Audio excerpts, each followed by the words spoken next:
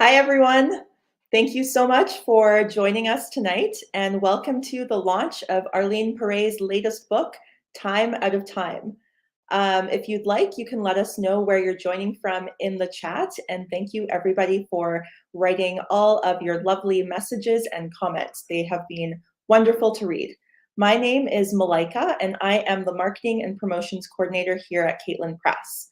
So a little bit about Caitlin Press and our imprint Dagger Editions for those of you who don't know.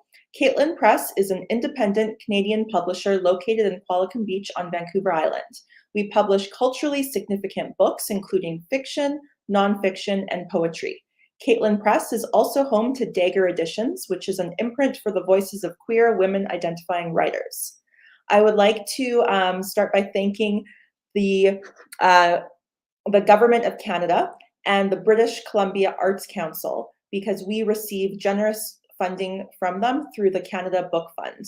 I would also like to say a big thank you to Little Sisters in Vancouver for partnering with us for this launch. So you can order copies of Time Out of Time online from Little Sisters by clicking on the little green button at the bottom of your screen that says buy the book. And of course, if you're in Vancouver, we encourage you to head on down to Little Sisters in person to pick up copies there as well. I would like to acknowledge that this event, although virtual, does take place on the land of Indigenous peoples. Caitlin Press is located in Qualicum Beach on the traditional territories of the Qualicum First Nation. A little bit more housekeeping before we get going as people continue to trickle into the room here. So the audience and video mic are not active. We are recording and it will be available to rewatch on YouTube after the event. And everyone here will be sent the link to rewatch it so you can share it with friends, family, anyone who's unable to make it live.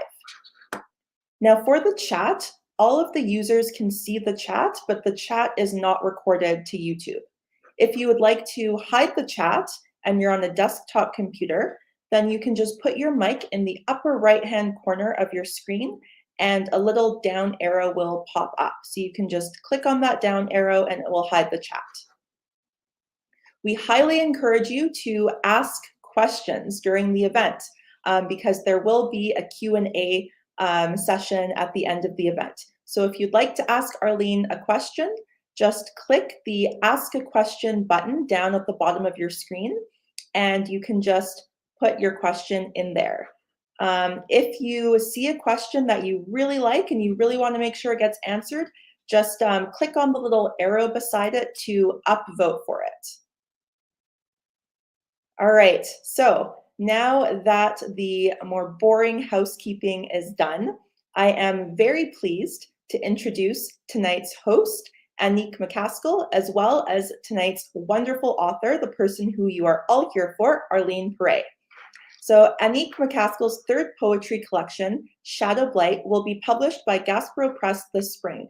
Her two previous collections are No Meeting Without Body, longlisted for the Gerald Lampert Memorial Award, and shortlisted for the J.M. Abraham Award, and Murmurations. She is currently serving as Art Poetry Magazine's Poet-in-Residence and lives in Shipuktuk or Halifax on the traditional and unceded territory of the Mi'kmaq. Arleen Paré is the author of 7 collections of poetry, well actually 8 now because of Time Out of Time, including Paper Trail, Lake of Two Mountains, He Leaves His Face in the Funeral Car, and First, and of course, Time Out of Time. Her work has been shortlisted for the Dorothy Livesay Poetry Prize and has won the American Golden Crown Award for Poetry, the City of Victoria Butler Book Prize, a CBC Bookie Award, and a Governor General's Award for Poetry. All right, so I am going to bring these two wonderful people on and disappear from your screen.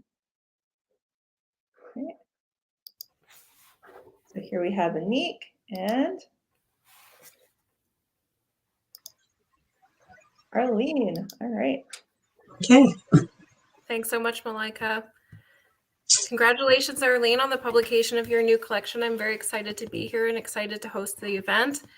I think we're just going to get started with a reading. So do you want to take it away? Sure. Thanks, Annick.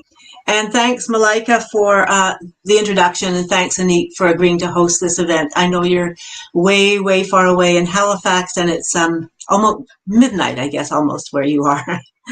Anyway, and thank you, everybody, for joining this reading tonight. It's great that you all could come. I know that there are many, and I'm just grateful that you're here. So this is my new book. It's just a beautiful book that Caitlin has put together, Dagger Editions. And I'm going to read for a little while, and then we'll break, and Annick will interview me with a couple of questions, and then I'll read at the end again. This book of poetry is based on a book of poetry that's called a collection called Time, that was written by a wonderful American Syrian poet whose name is Etel Adnan, and I had never heard of her until last April when my friend and poet Maureen Hines introduced me to her. And so what I'm going to do right now is just read the note that I have. It's a bit of a prologue in the beginning of the book, just to locate you. This book really is in praise of her. In April, my poet friend Maureen Hines suggested that I read the collection called Time by Etel Adnan. It was love at first page. The poems in this collection are spare and exquisitely structured. And then I discovered the remarkable Etel Adnan herself. She was born in 1925 in Beirut, the daughter of a Greek Christian mother and a Syrian Muslim father, and she studied in France and spoke several languages. Later in life, Etel Adnan lived both in Paris and in California. Early on, while protesting France's war in Algeria, she stopped writing in French, which meant that she stopped writing poetry altogether for that period of time. Instead, she started to paint. Not only was she an internationally recognized poet and painter, she was also a novelist, a philosopher, a polyglot, a public intellectual, and a teacher. She won the Lambda Award for Lesbian Poetry, the California Book Award, and France's L'Ordre de Chevalier des Arts et des Lettres, among others. In her lifetime, she wrote over a dozen books in English and other languages. In 2020, the collection called Time won the International Griffin Poetry Prize. Fully smitten, I have employed the poetics in time to shape this tribute collection. Then, on the morning of November 14th, 2021, just before this book went to print, Etel Adnan died in Paris, the City of Light. She was 96. I was brokenhearted. I thought she would live forever. So I'll be reading poems that are structured a little bit like the poems in Time. When I read the poems in Time, I thought, I want to write just like that, which was quite a different style than I had been writing in. So I took her as a model. Some of these poems are very similar to the structures that she's used. But really, in this collection called Time Out of Time, what I'm really doing is pursuing Etel Adnan. I had fallen in love is what happened. So the poems are 1, 2, 3, Etel Adnan 1, 2. So I'll just be naming the numbers and then reading the poems. Etel Adnan number 1. The first time is in an empty bank, 2 p.m., first page, masked. The pandemic empties out all ambient noise. The hush the pages make as they turn, untiming. The glass doors monumental onto the unpeopled street. Number 3. I would follow you anywhere, leave the pear halved on the plate, meet you at O'Hare or Heathrow or at Marrakesh, Manara. Get lost once again or forever in your words, just your words, with or without any meaning. the shape of them, in perfect translation. I don't even know what you look like. Number 4. Would I pursue her if she didn't play on the same team? If I knew what she looked like? Would I trail her into tentative darkness, follow her on a voyage of no return, track her to the edge of evil and good, stanza after sweet-smelling stanza, with no punctuation? No question mark. Number 6. I now know what you look like. On Google, you smile, you are seated, you speak English, Arabic, French, and you write in all 3. You paint small squares of color. You are now 96. I know you best in your small squares of mentation. Number 8. I want to dedicate this number 8 to Diana Smith, a friend and an artist, and she was the one who created this cover. It's her art, and I'm dedicating this poem to her, partly because she really liked it. It comes with an epigraph that is, time is how we measure change. If you are lucky, in time, you will never stop smiling. Death is a collective perception, an unwavering bond, a staunch transformation. It will arrive. If you are lucky, you will die full of days. Is there anything that does not lead in this dreamy direction?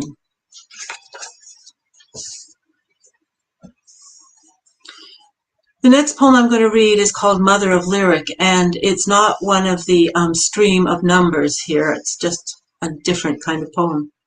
Mother of Lyric.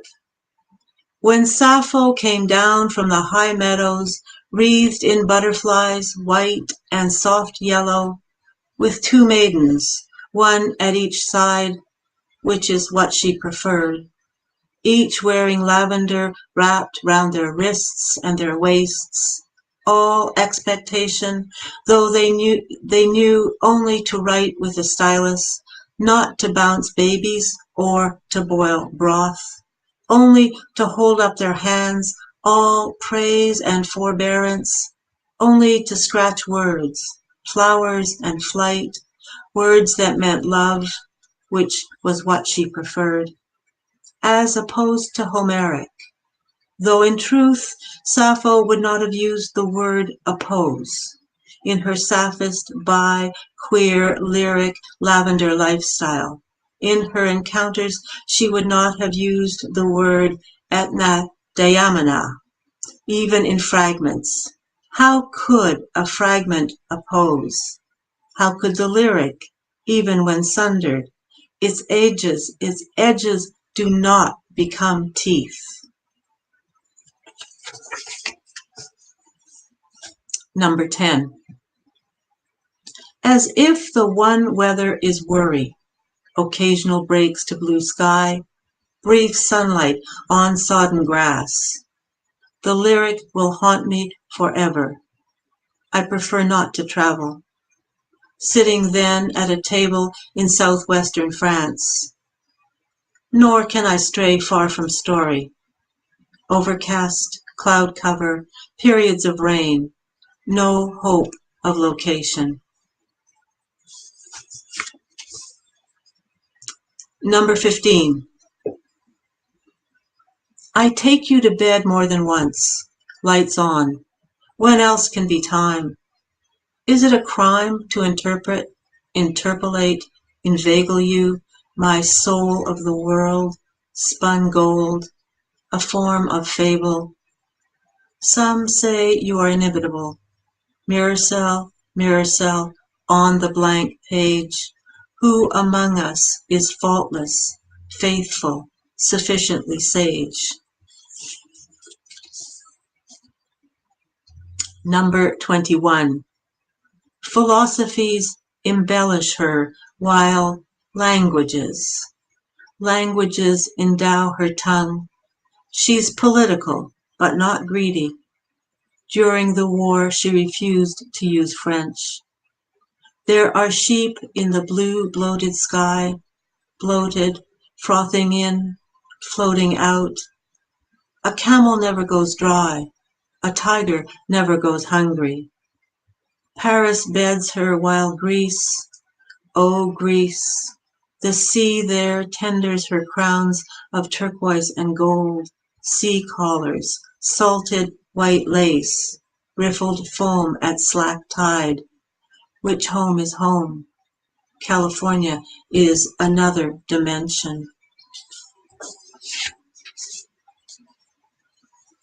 Pop culture number 1.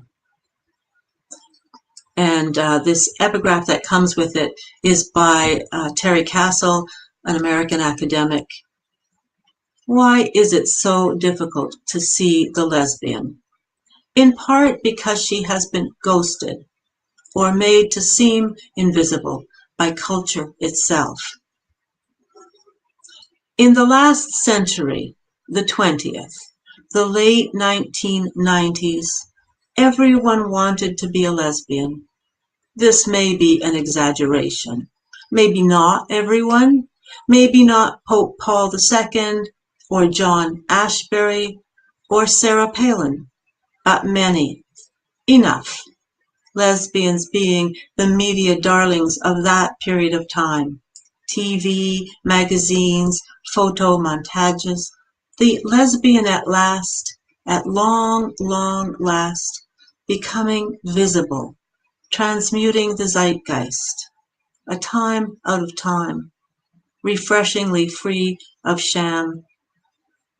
If you can't bring back the past, in time you can bring forth the future. And I'm going to stop there and we're going to have discussion.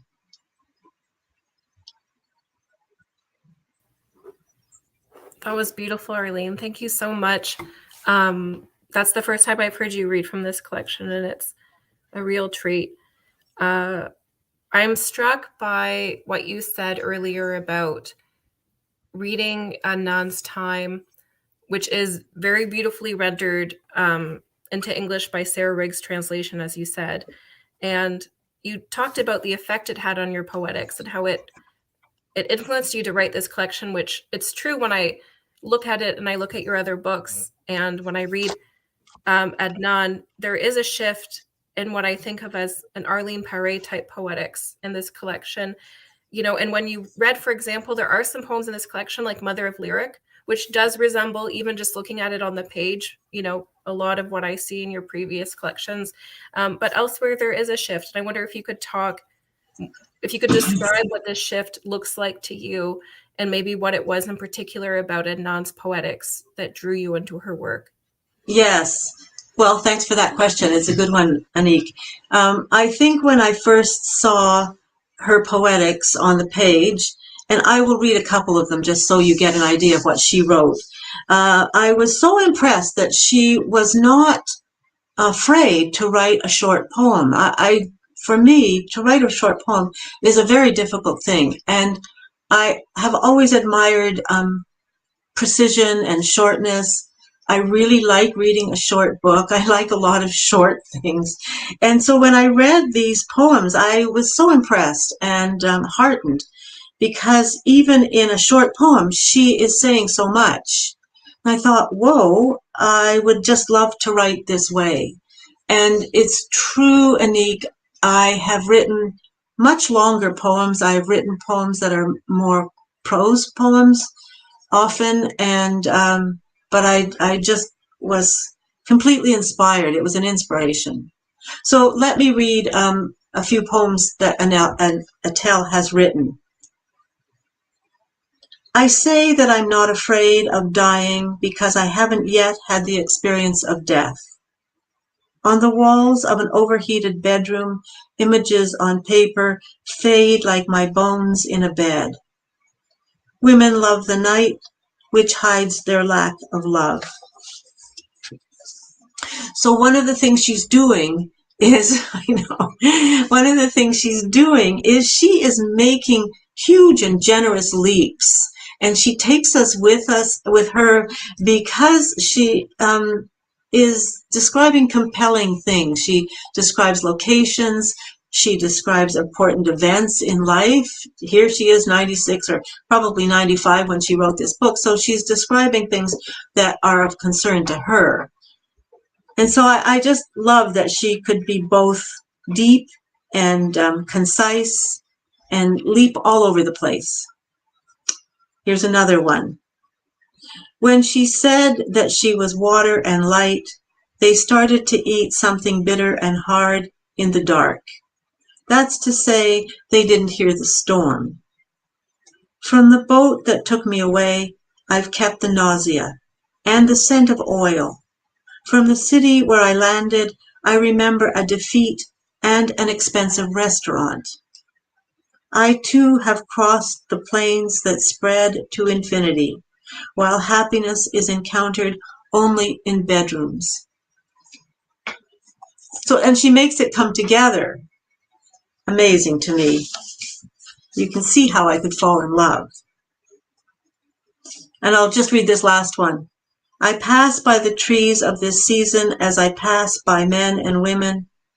I believe it's possible to have loved only shadows. I return to Greece, preferred friend of celestial Arabia, because they have horses in common and wild teenagers. I close the shutters and I wonder where the light went that married the sea beneath our eyes.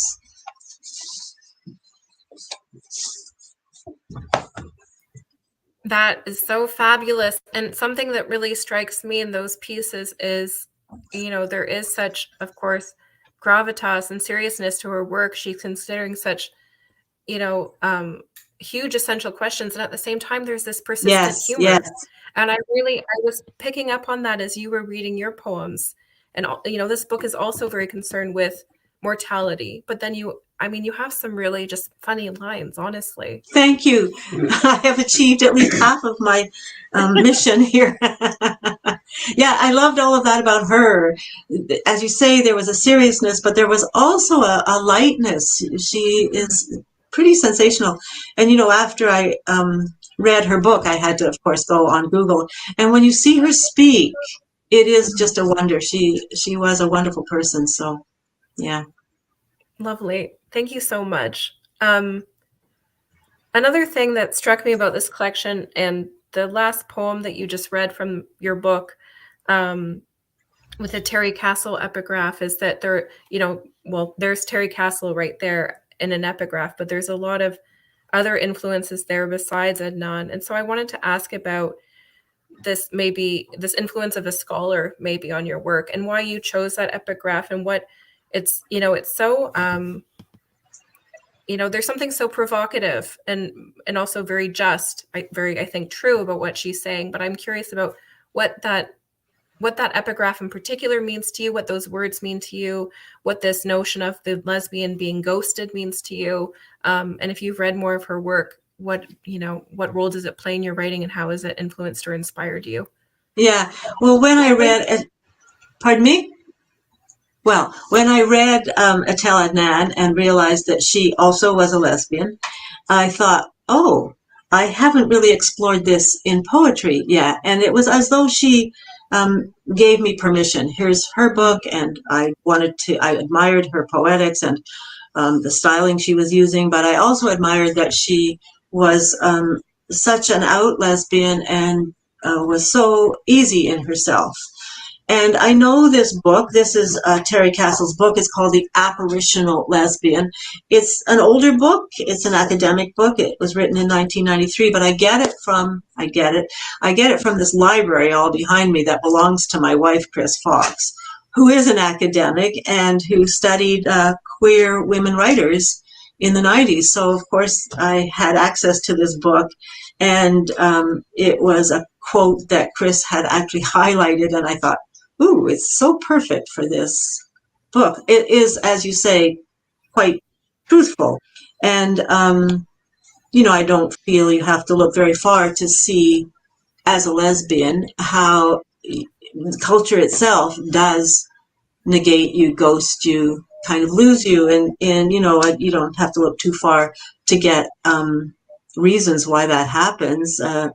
Notoriously, Queen Victoria was once, I guess, overheard to say when commenting on the British law that made male homosexuality illegal, somebody asked whether women should be included in this law too, and she said, well, there is no such thing.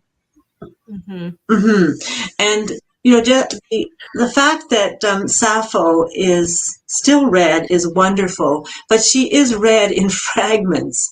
So that is just, you know, literarily a form of ghosting. She appears and then she doesn't appear.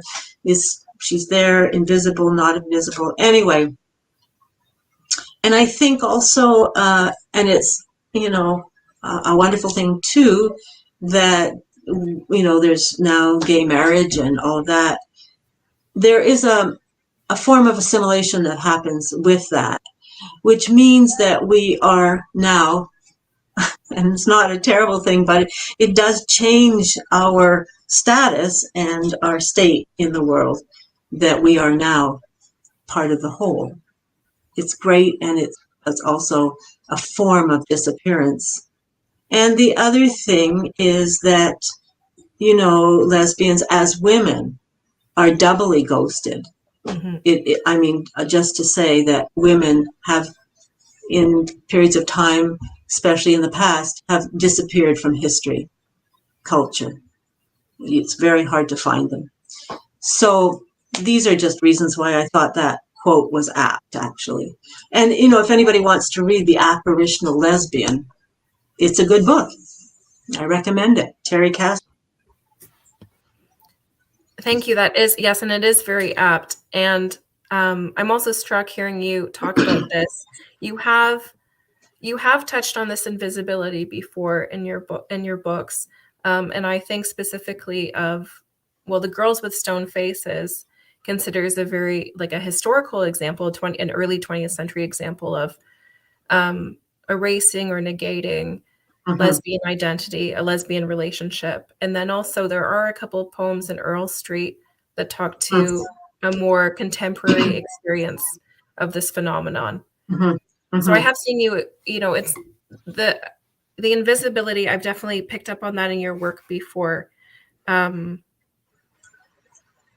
is that? What does it mean to you? How have you sought to explore it? Was that intentional? And will you be seeking to explore it in a different way now in light of Adnan's work, maybe? Yeah, you know, it was there for sure in Earl Street. There are a couple of poems that address that. And also, of course, in The Girls with Stone Faces, who were entirely ghosted in those days. They lived together for, I think, about 60 years, worked together, and did art together. They spent most of their time together. And yet, even to this day, parts of their families deny that they were lesbians. So it's, you know, it is all around me, and it is very much a part of my life. So, you know, I will definitely be, as they say, out there more in the poetry that I'm writing and will pursue. But for me, time out of time is my lesbian work. You know, for me, that is quite obvious. Yeah. But yes, of course, it is who I am. Oh yes, unquestionably. I guess on that topic as well, I've been, you know, I interviewed you late last summer about your 2021 collection First, which is also a very beautiful collection. And I asked you about queer and lesbian influences in terms of writing in that interview, which is due out with Arc Poetry Magazine any day now, I think. Oh, great. And you said, you mentioned, and I felt like I could have slapped my, you know, I was like this at home when I read your email. You mentioned Gertrude Stein. And it was so, as soon as you said it, it was so obvious to me. But I'm curious if you have, if you could talk maybe about other lesbian influences, maybe including Stein on your writing. Well, you know, and Gertrude Stein, yeah, I used her styling for some of the poetry in first. I had been studying her, so there she was, and she seemed perfect to me, partly because, of course, she is a lesbian, but the other part was because when I see her writing and hear people talk about it, she is sometimes dismissed, as completely inaccessible. But the more I studied her, the more I thought, whoa, she is so clever. And it sometimes strikes me that her work and her words are more childlike. So for First, which is about a childhood relationship, it seemed perfect. But in that book, too, I use a couple of poems using the styling of Emily Dickinson, another person who has been said to be a lesbian. Again, who would know? But so, yeah, those influences for sure. And in Time Out of Time, at the very end, part of the acknowledgments, I do a page of all of the lesbian poets and writers who have, you actually are on that page, Annick, who have gone before or who are contemporaries and who really support me and buoy me up and inspire me. But in terms of teachers, for instance, my first poetry teaching came from Betsy Warland, who is a lesbian, and I learned a ton from her. She was great. Yeah. That's lovely. Yeah, I think she's really had an influence on a generation of writers. Sure. Yeah. Yeah, definitely. I have more questions, but I'm just mindful of time. And so maybe I should pass it back to you for another short reading. Well, sure, that would be great. And this reading will be shorter than the reading before. So, and then I guess we'll open it up to questions. Okay. And thank you, Annick. I loved the interview. That was great. This next poem is number 40. And it comes with an epigraph. Einstein says, "Time is what the clock says." One day the woman's watch slowed, losing at first only 5 seconds, then 5 minutes, later 10, maybe 12. Over days, the silver wristwatch, with its moon face, its white face, reliably slowed, slowly, so that the time it proposed could no longer be trusted. So few wear a wristwatch these days, the passage of time beginning to stumble, as if time itself might decide to disappear. Still, we check. Cell phone, coffee break, lunch. The battery, of course, was replaced. At midnight, the two silver hands rejoined conjointly, reaching up once again in timed supplication. In the same way, the sun continues to set, moon to rise. Despite Copernicus, despite even Einstein, we treat these misconceptions as if they are real.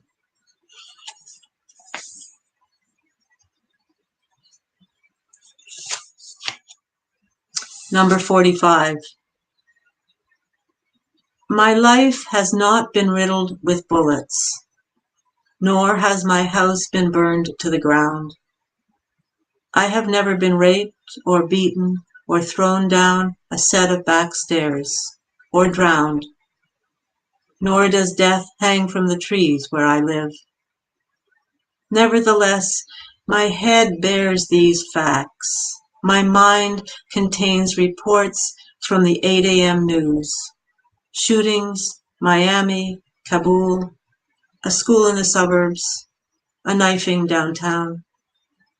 My mind doesn't stop at the edges of me. The world is a staggering place. My mind is a staggering world. Number 46. This is merely a record, a reflective long-distance affection, a crazy, cacophonous crush, traces of memory, traces of mind, a missive, a meditation, geometries, paginations, new ways of placing, California is a long way by foot, a short way by word, a state, a space in what we call time. Paris is farther. You say love is the only salvation you know. Number 47. Parts of me are falling back into history, fading, backward into the once upon. Irrelevance is not a complaint. I know a slender blue ribbon rivers my life. This is a recognition, a far-flung regard. There are still rivers. There are lakes of green water. The word love twins the word kind. The 21st century tapers now into reckoning, reconcile. I try to live in the present, but the present is blindingly short-lived. Therefore, sotto voce, into the future, infinity. Nothing there is guaranteed. This is just how it is. And this is my last poem, and thank you all for listening, for your attention. Number 49. Words are, together they brumble, oceanic. The ear, too, is a shell, is, waves are, trees, too, are waving, any tree with or without pinnated leaves or live needles, and a river, of course a river, a mountain, even a hill, a small hill, a slice of same sunlight, crisp, adjacent, a charcoal blue shadow. Words are, I am, you are, already perfect, already a poem. Thank you. That was absolutely beautiful. Oh, I heard some feedback on my end. Sorry. That was absolutely beautiful. Thank you so much. I hope you can see people in the chat are sharing compliments and quoting lines. Really a very, resonant reading that you've given us tonight. I'm just going to check the question box. I have some of my own questions. I can't tell if there's already a question here. No, it just says drop your questions here. Okay, I'm going to ask that again.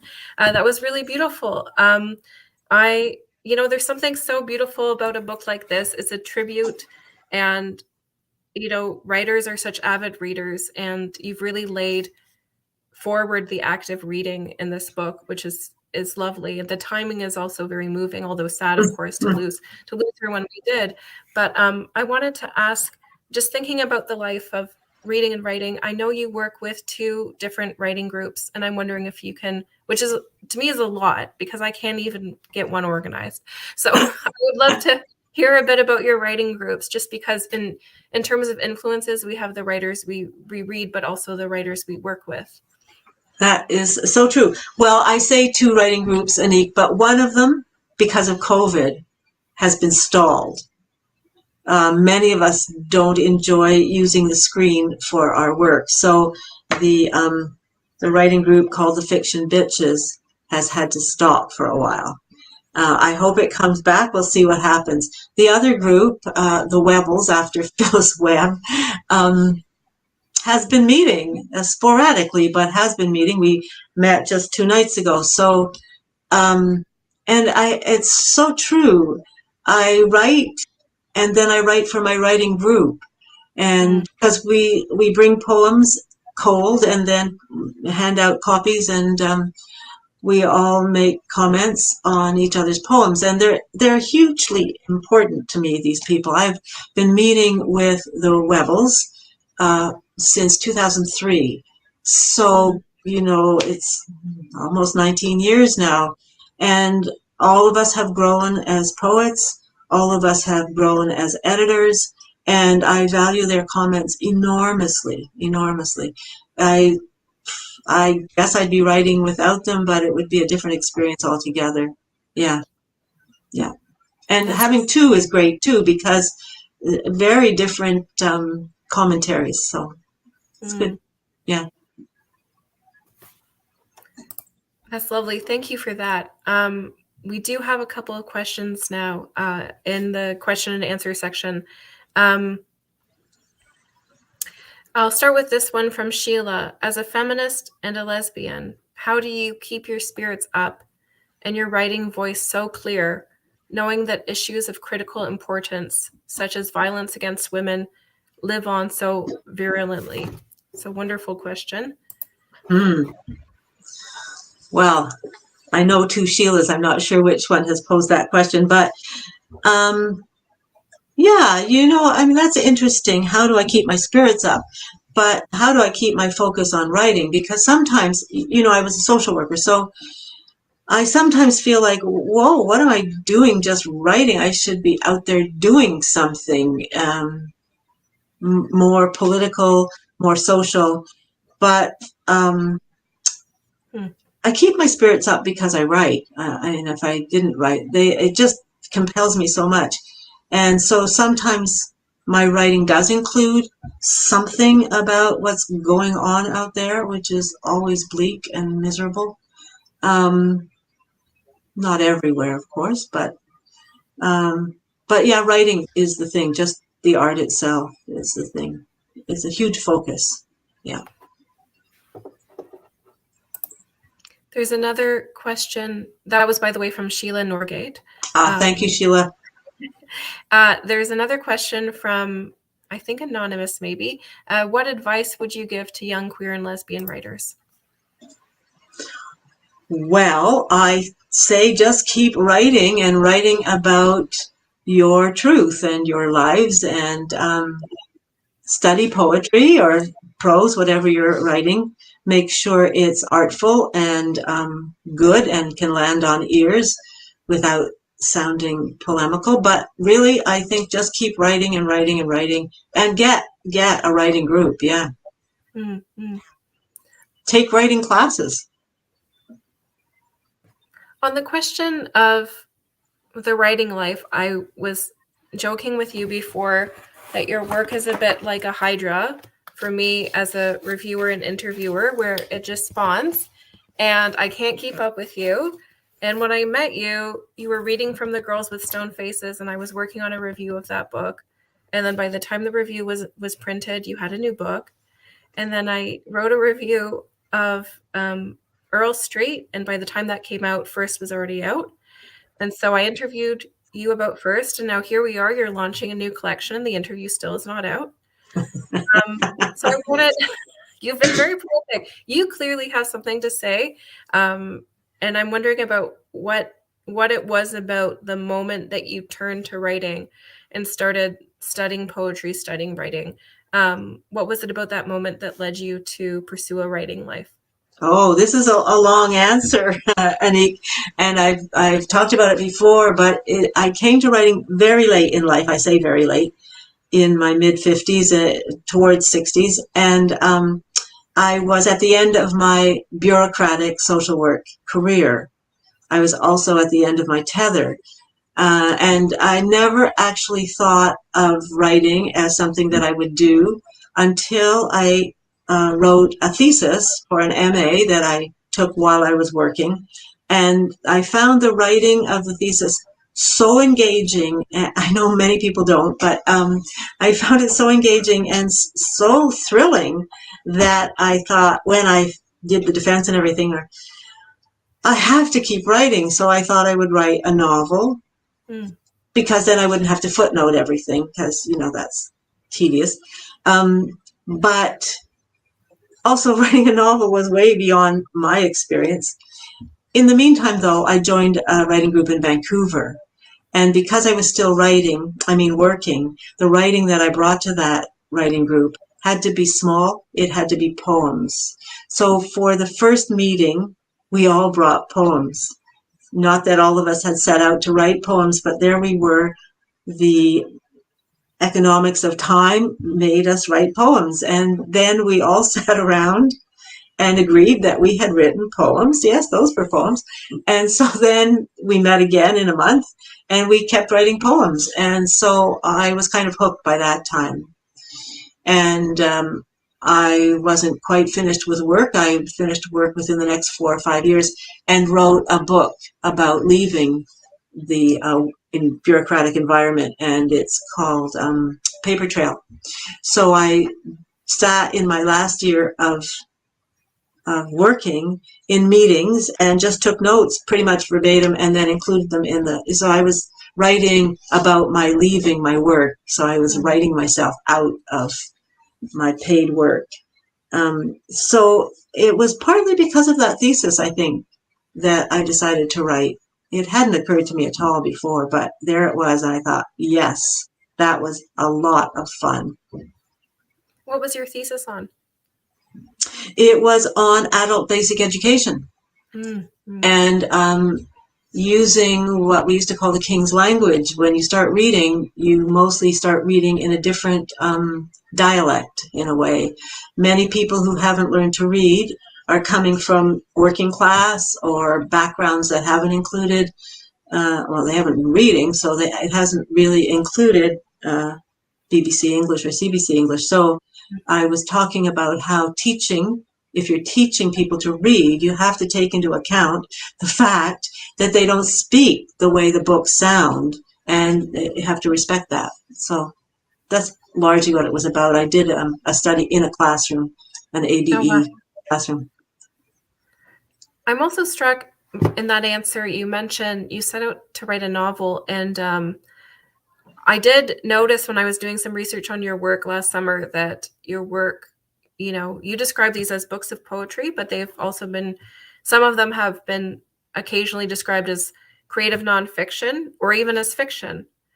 And so I wonder how you think about the genre of your work and what assures you that you're writing poetry.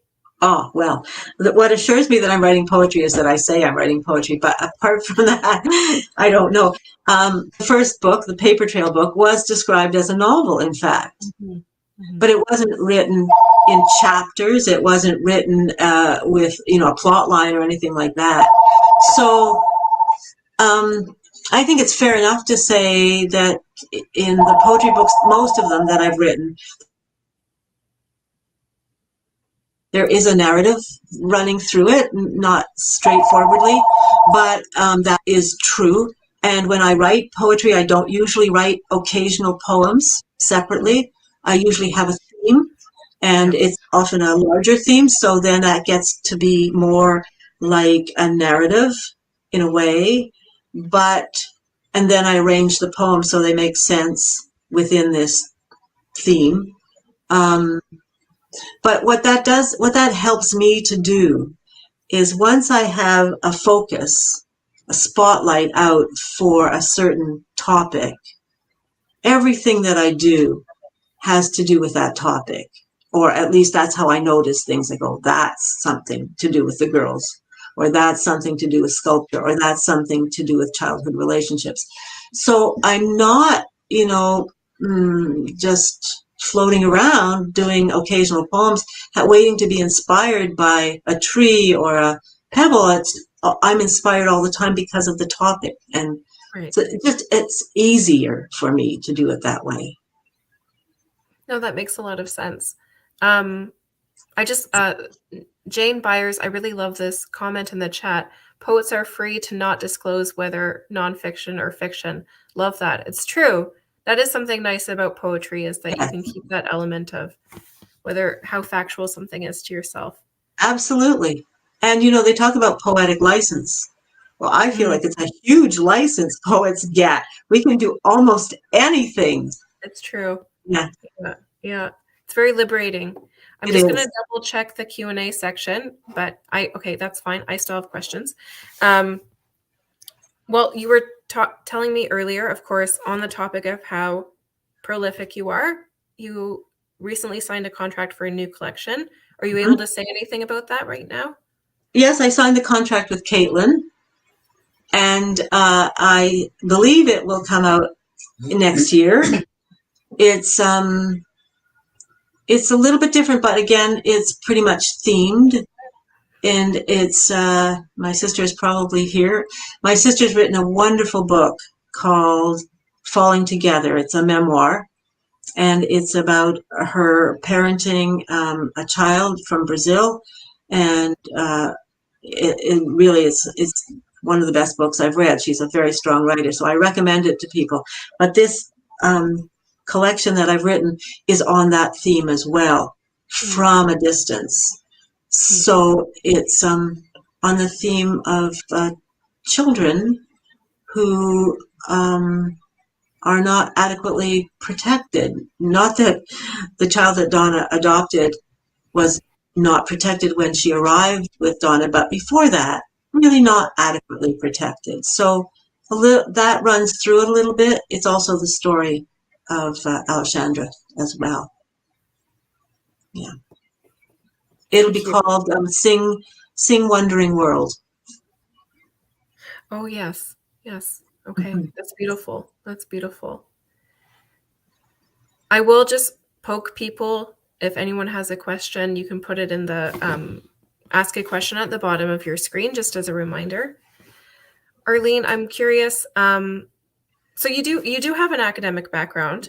You're a bit modest about it, but you have a master's, and your wife is your wife. It's a doctor. Yeah. Your wife has a PhD, and you have written some very what appeared to me research intensive books, specifically The Girls with Stone Faces, I assume. And I wonder if you can talk about the role that research plays in your writing, and whether or not you like research, because I know some writers are really they'll do it, but they don't love it. Some writers just dive right into it and almost forget to write their books. How do you feel about research, and what role does it play in your writing? Yeah, no, I love research. I feel like it's one of the bonuses of writing poetry. When you write poetry, whatever you're writing about, you probably should know more than just the surface and the superficial. And because that will inspire more of your poetry. There's so much to learn about a tree, for instance, or what the clouds are doing, whatever it is. So yeah, I always take the opportunity. The research is so easy now, so I feel like it's a bit facile, but Google starts off any kind of research. And then I just love to be able to get books on whatever topic I'm trying to find out more about. So yeah, I'm one of those writers who loves the research and feels like it's just a reward. Yeah. I have learned so much through writing poetry. That is a nice part of it, is that you can. It is, yeah. You can have an interest and really dive into it and be almost a bit obsessive about a topic for a while. Yeah. And it's permitted because you're writing a book. Yes. And also you can use the details of that research in your poetry. You don't have to write the whole thing as though you're writing a research paper, but you can just use some of the words, even the technical words, just slide them in somewhere in the poem, and it resonates. It makes a huge difference. Yeah. I'm curious. I like to ask other poets if they feel as if their work is guided more by image or by sound, by sonic effects or by imagery. Yeah, mine is entirely sonic effects. Yeah. That's what I would have guessed. Yeah, I'm lucky if I can pull out an image. I do try, but it's the sonic associations that I really enjoy. Yeah. There's something, that doesn't surprise me. There's something very propulsive about your poetry, even when I read it to myself. And it's funny, I'm not a big audiobook person, but I've been thinking more and more lately, I wish there were audiobooks of poetry. I wish they were more accessible. Yeah. That might be my preferred way to interact with some poetry, including yours. I first heard you read, I think, maybe 4 years ago. I think it might have been 4, yeah. Yeah, in Nova Scotia when you were in Lunenburg. That's right. And it was, as much as I obviously already loved your poetry on the page, I love to hear you read. I really love to hear your read aloud. Yeah. No, I feel the same way. I really love to hear a poet read their own poems because they offer different, than reading, they offer different stresses and different ways of hearing it. And somehow the voice always matches the poem. It's a wonderful way. So I think you're right. Those audiobooks would be great. Yeah. Maybe an idea for our small publishers if they're listening. And on that topic, I'm curious, do you do, for example, when you're in the process of editing a book, Do you read your work aloud to help you edit? Yeah, if I'm smart, I do that, Annick. I mean, I usually just read it to myself, blah, blah, blah. But when I come down to the last few edits, I have to be reading aloud. Even now, as I was reading, I was changing, I mean, always changing something. So there were a few things I thought, oh, how could that get away from me? That kind of thing. So the reading really helps to catch things for sure. Yeah. So I do. Yeah. When you say changing something, are you referring to when you were just reading from your book? Did you Yes. change words on occasion? Yes. So just now I said something about the radio, and I said on the radio. It says on the radio, but I changed it to from the radio because that makes so much more sense. And I thought, yeah. So yeah, I'm often changing things as I read, always hoping people aren't following me in the book because you give away. In that sense, oh, there's a new question, so I'll remember that. Okay, so there's a question from Amy. And first, last, and the new book, you are honoring specific people, specific relationships. How do you balance the sense of responsibility to them, if indeed that's part of it, and the playfulness? That's a great question. Well,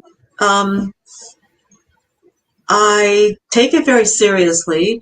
With Etel Adnan, obviously, I mean, she's a public figure, and I'm certainly loving her. So I didn't want her to see it, of course, but that is now not a question anymore.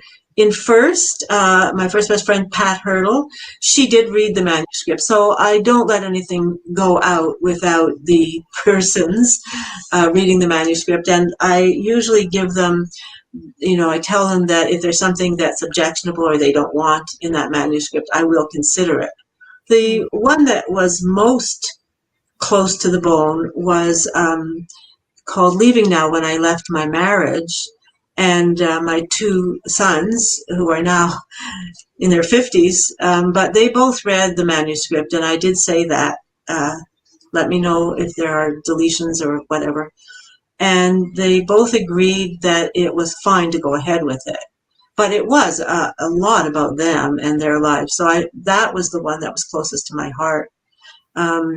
My youngest son read it, and he objected to one word on the first page, which was booze, so I took it out. I love that. And that's a really beautiful collection. Also put out with Caitlin, I believe. That was with Caitlin, that's right. Yeah. In the early days. Yeah. Good relationship. I do want to thank Vicki Johnson right here, though, for her sustaining of Caitlin. It's been a long haul, and she's been very faithful and doing it mostly on her own with a few staff, now with more, and that's great. But also with her vision of Dagger Editions, and I'm just grateful that she does that. It's huge. So thank you, Vicki. Yeah. How long has Dagger Editions been around? Do you know? I think only a few years, maybe 3 or 4. Not that long. Yeah. Brilliant. It is, absolutely. And very necessary in this country. So we do have just 2 minutes left. If someone wants to sneak a question in to the chat, I will. Yes, I did catch all those so far. I wanted to ask when we were talking about when you read aloud and you sometimes, self-edit as you go. It's interesting to think about the book having an extended life through performance. Yes, through performance. Yeah. And I guess, I mean, maybe you've already sort of answered this question indirectly, but do you have a general sense as a writer when a poem is done? I do. And, that's where the writing groups help too, Annick, because I will bring something and they will usually, sometimes they'll say that's too much. Get rid of that last line or something like that. But usually when I bring a poem to them, it feels done. And knowing that I'm going to bring it to them makes me make it done. So, yeah, I do have that experience that this is done. Yeah. Yeah. Good. Yeah. Well, I think we are at time. And this has been a real pleasure for me. I don't see another question in the chat. for me, it's midnight now in Halifax. I feel like I'm at a rock concert. I love it. I love it. Thank you, Annick. That was great. Thank you for those questions and for the discussion. It was wonderful, and it was wonderful to have you here. Well, thank you again for your beautiful reading, and congratulations again. And everyone buy the book. I'm going to pass it to Malika, who I think has a similar message. Yeah, thank you. Well, I also want to add my thank yous and this very Canadian thank you, because, yeah, speaking of time, you're joining us from tomorrow now, Halifax time. So thank you for staying up with us and hosting this event. And then, of course, thank you so much, Arleen, for your book and your work and just everything that you have done for the lesbian community and the literary community. And yeah, if the chat is anything to go by, we can't thank you enough. And finally, my last thank you is to Little Sisters Bookstore in Vancouver for kindly partnering with us. And again, a reminder to just click on the green button and buy the book. But even after the event ends, I will be sending an email that will have all of the links and make it easy for you to just click and buy the book, and they will ship it to you wherever you are. So thank you, everyone. Annick and Arleen, is there anything that you want to add before we go? Well, I do want to thank everybody for staying and listening, and anybody who buys the book, that's wonderful. And I just want to thank both of you, Annick and Malika. It was a wonderful evening. You made it easy. Thank you very much. It really was. All right. Bye, everyone. Have a good night. night. Good night.